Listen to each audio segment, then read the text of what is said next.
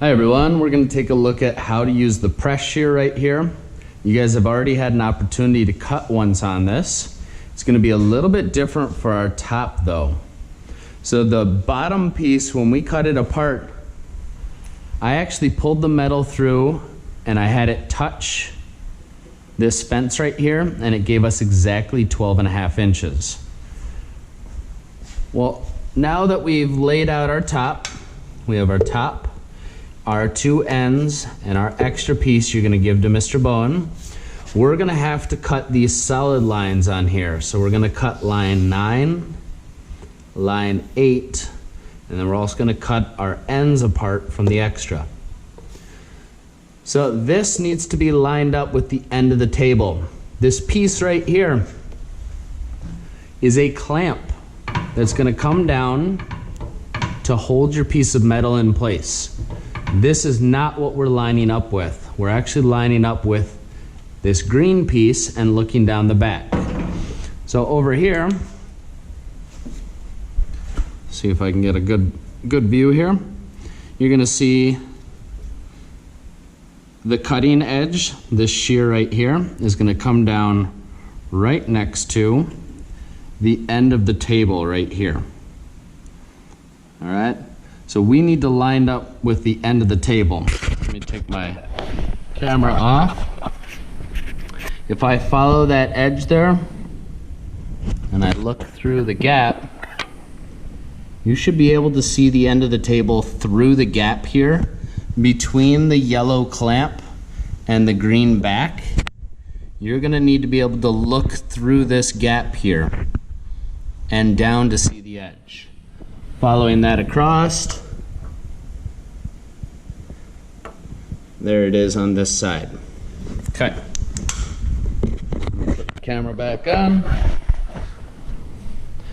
Alrighty, so we're gonna start by cutting line 9, our scrap piece. I'm gonna bring this over. I can't fully trust, I wish I could, I can't fully trust that this edge and the back side are perfectly square. So I am gonna bring it in and touch it. And right here, I wanna make sure my arrow is on the end of the table. And then I have to look through this gap. So this is where it gets a little tricky. You have to look through this gap right here and make the other arrow, this one, line up with the end of the table.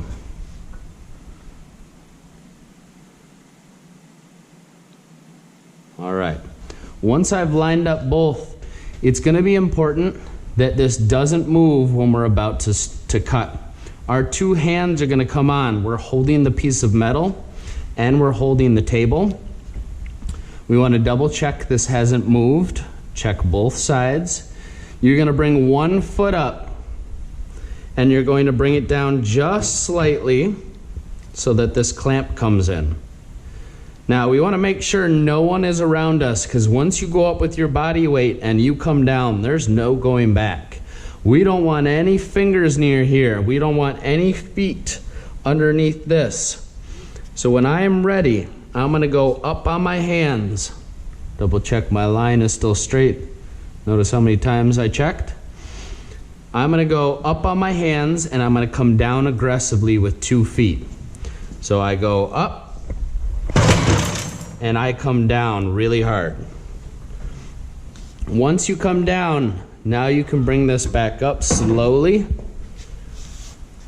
And we've cut that line number 9 off. Next, we're going to work on line number 8. Again, I need to line up here and I need to look through the gap. Once you have both sides lined up here, hands on top, bring 1 foot to bring the clamp down. 1 foot to bring the clamp down. Now I'm going to go up on 2 hands and down with both feet. Do you notice both feet down here? Now I can lift this back up slowly and I can pull my piece out. So down on the bottom, this guy right here, this is that scrap we wrote. That goes in the bin. Here's my end, my extra and my end. Here's my top piece. The top piece can be set to the side now, making sure it's not in the cutting edge. And now I'm gonna cut apart the ends from the extra piece. Turn this sideways. Look through the gap here. Make sure it's lined up on both sides. Hands on the piece of metal and on the table. I'm not underneath this clamp. I'm not up by the cutting edge. No one else near me. No one else's feet underneath.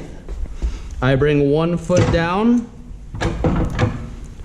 Bring 1 foot down. Then I go up and down with 2 feet and bring it up slowly. I'm gonna spin this around, move it forward. Check both sides of the metal line up with the end of the table here. If both sides line up, 1 foot to bring the clamp down. Go up on 2 feet. Come down heavy, lift it up slowly. By the end of using the press shear, you should have your 2 ends cut out. You should have your extra piece that you give to Mr. Bowen, and you should have your top. Once all of this is done, we're ready to do the next steps, which are going to be a bit of a repeat from the bottom. We are going to hole punch. We're going to hand shear our nacho V's out. And then we're going to file our corners around. And then our next video is going to be how do we cut, or how do we bend the top piece on the box and pan brake. Good job.